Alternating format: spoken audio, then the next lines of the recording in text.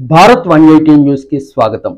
స్వర్ణాంధ్ర సాకార యాత్రలో భాగంగా శ్రీ సత్యసాయి జిల్లా కదిరిలో ఈ యాత్ర ప్రారంభం కాగా Hindupur MLA Nandamuri Balakrishna, NDA Hindupur MP అభ్యర్థి బీకే పార్థసారథి, కదిరి ఎమ్మెల్యే అభ్యర్థి కందిగుంట ప్రసాద్ యాత్రలో పాల్గొన్నారు.